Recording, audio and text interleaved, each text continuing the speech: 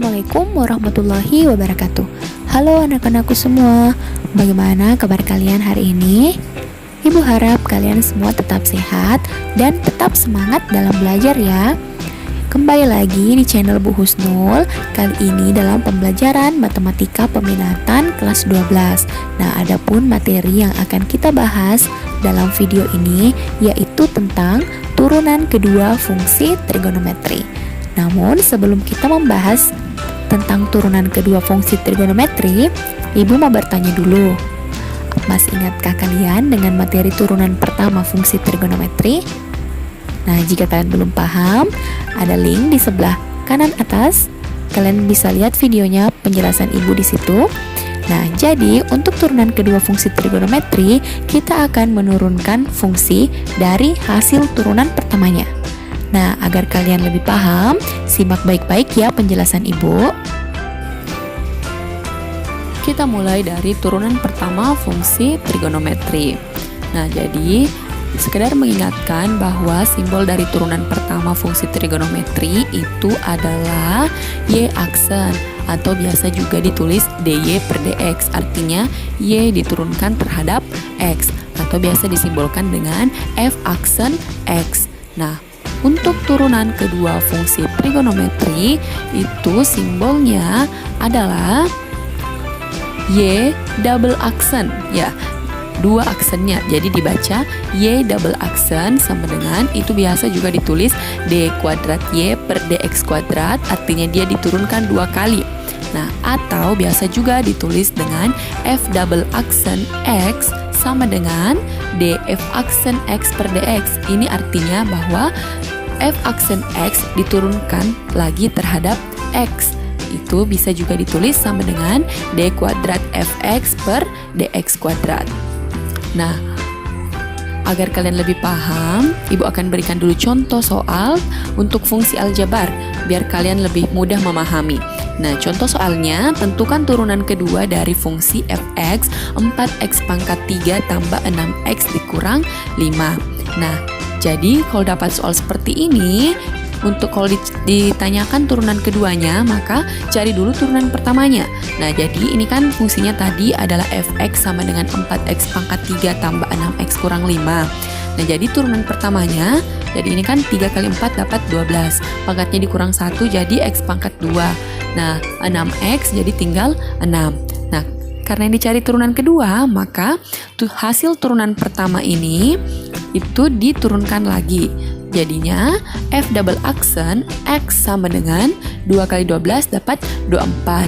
X kuadrat pangkatnya dikurang 1 jadi X. Turunan konstanta itu kan 0. Jadi didapat jawabannya F double aksen X sama dengan 24X. Nah, jadi konsepnya seperti itu. Untuk mendapatkan turunan kedua, maka harus dicari dulu turunan pertamanya. Hasil turunan pertama diturunkan lagi. Nah, itulah hasilnya yang akan menjadi turunan kedua, disimbolkan dengan F double aksen X atau bisa juga Y double aksen. Sekarang kita ke tabel turunan pertama dan turunan kedua fungsi trigonometri. Nah, di sini ada tabel. Nah, fungsi awal turunan pertama F aksen dan turunan kedua F double aksen. Nah, jadi yang misalnya yang pertama fungsinya itu adalah fx sama dengan sin x. Nah, seperti yang kita pelajari pada pertemuan sebelumnya, turunan dari sin x itu kan adalah cos x. Nah, untuk mencari turunan kedua, maka di cos x ini diturunkan lagi menjadi hasilnya turunan cos itu adalah min sin x. Jadi kalau fungsinya sin x, maka turunan keduanya itu adalah min sin x. Nah, yang kedua, jika fungsinya adalah fx sama dengan cos x, maka kan turunan cos itu adalah min sin x. Untuk mencari turunan keduanya, min sin x diturunkan lagi. Nah, turunan sin kan itu adalah cos. Jadi turunan keduanya adalah min cos x. Nah, begitu juga untuk fungsi yang lain. Jadi konsepnya sama. Yang pertama kalian harus mencari turunan pertamanya terlebih dahulu, lalu mencari turunan keduanya. Oke, agar kalian lebih paham, kita lanjutkan ke contoh soal. Nah, untuk contoh soal yang pertama, tentukan turunan kedua fungsi trigonometri fx cos kuadrat 2x kurang 1. Nah, Kalau dapat soal seperti ini, tulis dulu fungsinya, lalu turunkan turunan pertama. Nah, kalau ini kan sudah kita pelajari di pertemuan sebelumnya. Ini cara cepatnya Supatri, sudutnya, lalu pangkat, lalu trigonometrinya. Nah, sudutnya itu kan di sini adalah 2x kurang 1. Turunan 2x kurang 1 itu adalah 2. Lalu pangkatnya. Berarti ini kan sini kan berpangkat 2. Jadi dikali ke depan hasilnya 2 cos. Nah, pangkatnya kan dikurang 1, jadi 2 kurang 1 hasilnya 1. Cos 2x kurang 1 dikali turunan cos itu adalah min sin 2x kurang 1. Nah, jadi bisa kita tuliskan turunan pertama fungsinya itu adalah minus dikali 2 kali 2 itu adalah minus 4 cos 2x kurang 1 kali sin 2x kurang 1. Nah, agar kalian lebih mudah dalam menurunkan, kita bisa menggunakan identitas trigonometri menyederhanakan bentuk ini terlebih dahulu. Nah, kalian masih ingat bahwa sin 2 alfa itu adalah 2 sin alfa cos alfa, ya kan? Nah, di sini yang sebagai alfa apa? Di sini sebagai alfa kita bisa misalkan 2x kurang 1. Jadi 2 sin 2x kurang 1 kali cos 2x kurang 1 itu sama dengan sin 2 kali 2x kurang 1. Nah, alfanya itu adalah 2x kurang 1. Nah, jadi bentuk ini bisa disederhanakan menjadi sin 2 dikali 2x kurang 1 hasilnya sin 4x dikurang 2. Nah, karena di sini kan di depannya di sini 2. Di sini kan 4, berarti yang tersisa kan itu min 2 kan? Karena min 2 kali 2 dapatnya min 4. Nah, bentuk ini tadi 2 kali cos 2x kurang 1 sin 2x kurang 1 itu sama saja dengan sin 4x kurang 2. Jadi min 2 sin 4x kurang 2. Ini turunan pertama. Nah, untuk turunan kedua, nah bisa kan? Langsung saja min 2-nya tetap, turunan sin cos 4x kurang 2. Jadi seperti ini. Jadi intinya identitas trigonometri tetap kita harus kuasai untuk menyederhanakan bentuknya. Apalagi jika kalian menjawab soal-soal pilihan ganda yang jawabannya sudah paten di situ. Nah, mungkin saja pembuat soalnya memberikan jawaban dari hasil dari penyederhanaan menggunakan identitas trigonometri. Nah, jadi kalian harus pintar-pintar dalam membongkar atau menyederhanakan bentuknya. Oke, kita lanjut ke contoh soal yang kedua. Contoh soal yang kedua, tentukan turunan fungsi trigonometri fx sekant x tambah sin x pada x sama dengan sepertiga pi. Nah, masih ingat pi berapa nilainya? Pi itu adalah 180 derajat. Jadi kalau sepertiga pi itu adalah sepertiga kali 180 derajat itu adalah 60 derajat. Jadi nanti nilai x kalau kita sudah dapatkan turunan keduanya diganti x-nya dengan sepertiga pi atau 60 derajat. Nah, jadi fx sama dengan sekant x tambah sin x. Turunkan dulu sekannya. Turunan sekan itu adalah sekant x tangan x. Turunan sin itu adalah cos x. Oke, selesai turunan pertama. Kita turunkan lagi satu kali. Nah, karena sekant x kali tangan x itu berbentuk perkalian, maka kita harus gunakan rumus u aksen v tambah u v aksen, ya kan?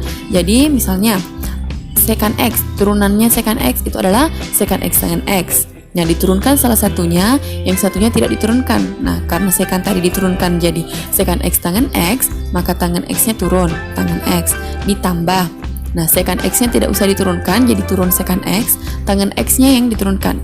Turunan tangan x itu adalah sekant kuadrat x. Nah, turunan cos itu adalah min sin x. Jadi bentuknya seperti ini. Oke, kali yang bisa dikali. Jadi f double aksen x sama dengan sekant x dikali tangan kuadrat x. Karena tangan x kali tangan x hasilnya tangan kuadrat x. Sekant x kali sekant kuadrat x itu adalah sekant pangkat 3x dikurang sin x. Nah, karena di sini ada sekant, jadi kita bisa menyederhanakan, keluarkan sekannya. Jadi sekant x dalam kurung tangan kuadrat x ditambah, karena sini pangkat 3, satunya sudah keluar, jadinya di dalam tinggal sekant kuadrat x dikurang sin x. Nah, kalau sudah seperti ini, bisa langsung kita ganti x-nya dengan sepertiga pi atau tadi 60 derajat ya. Jadi semua x-nya diganti dengan sepertiga pi. Nah, lanjut. Nah, Sekan sepertiga pi. Sekan itu kan berkelawanan dengan nilai cos, ya kan? Cos 60 derajat itu kan nilainya adalah 1/2. Karena dia berkebalikan dengan cos, maka nilai sekannya adalah 2, ya kan? Nah, sekarang tangen kuadrat sepertiga pi atau tangen kuadrat 60 derajat. Jadi cari dulu tangen 60 derajat berapa? Tangen 60 derajat itu adalah akar 3. Karena di sini pangkat 2, maka akar 3-nya juga berpangkat 2, jadinya akar 3 berpangkat 2. Ditambah sekan kuadrat sepertiga pi. Nah, kalau tadi kan sekan nilainya 2, jadi 2 kuadrat kan nilai sin 60. Sin 60 itu adalah 1/2 akar 3. Nah, sederhanakan bentuknya. Jadi, nah ini kan tadi kan Ibu tulis ulang. Akar 3 kuadrat itu adalah 3. 2 dengan akar itu habis jadi 3. 2 kuadrat 4 dikurang 1/2 akar 3. 3 tambah 4 7. 7 kali 2 14. Jadi hasilnya 14 dikurang 1/2 akar 3. Oke, bagaimana anak-anakku semua? Bisa dipahami? Jadi intinya untuk mencari turunan kedua, turunkan dulu fungsinya, cari turunan pertamanya, lalu turunkan lagi sehingga diperoleh turunan keduanya. Nah, itu tadi materi tentang turunan kedua fungsi trigonometri. Nah, bagaimana anak-anakku semua? Bisa kalian pahami materinya? Sebagai bahan refleksi kita pada pembelajaran kali ini, Ibu meminta kalian memberikan komentar kalian berupa emotikon yang sesuai dengan keadaan kalian setelah mempelajari materi turunan kedua fungsi trigonometri. Nah, emotikonnya bisa kalian lihat pada gambar di samping. Nah, kira-kira emotikon mana yang sesuai dengan keadaan kalian? Nah, lalu berikan juga penjelasannya, kenapa kalian merasa seperti itu? Atau berikan komentar tentang apa yang telah kalian pahami pada materi kali ini, ataupun apa-apa saja materi yang belum kalian pahami. Oke anak-anakku semua, sampai di sini dulu ya. Sampai ketemu pada pembelajaran selanjutnya. Assalamualaikum warahmatullahi wabarakatuh.